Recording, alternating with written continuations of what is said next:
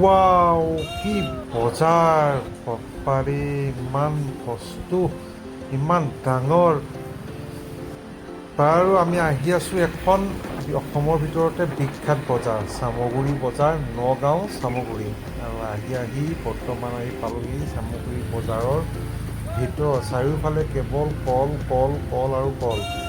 কলৰ থোকে থোকে কল সজাই ৰাখিছে, বা ইমান কল। আগলৈ গৈ আছোঁ, স্কুটি লৈ ঘূৰিবলগীয়া এটা অৱস্থা, ইমান ডাঙৰ এখন বজাৰ। গতিকে বজাৰখনলৈ আহি খুব এটা ভাল লগা পৰিৱেশ। যিহেতু মই প্ৰথমবাৰৰ কাৰণে পাইছোঁ, কাঁচি খৰাহিৰ পৰা আদি কৰি সকলোবিলাক ফল মূল, শাক পাচলি, এইবিলাক হ'ল লোকেল শাক পাচলি, মানে থলুৱা কৃষকসকলে কৰা এইবিলাক মাছ আৰু এইবিলাক হ'ল আমাৰ ডাঙৰ ডাঙৰ খেতিয়কসকলে কৰা শাক পাচলি। গতিকে এইবোৰ সাৰটো মাৰিছে 100%, গতিকে একদম বিখ্যাত সাৰৰ এখন শাক পাচলিৰ বজাৰ। আৰু গেলামালৰ পৰা লোহাৰ ৰঙৰ মানে কোৰ কটাৰীৰ পৰা আদি কৰি চাহপাত, এইপিনে আপোনাৰ ধপাত চাদা, সকলোবিলাক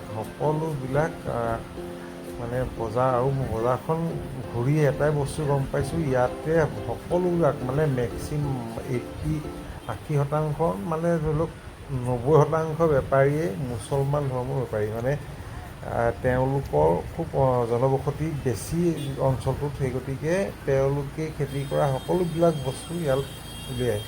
সেইপিনে আপেল দেখিছে, আনাৰস, আপেল আদি কৰি সকলোবিলাক, বেত বাঁহ সকলো ধৰণৰ বস্তু ইয়াত পায়।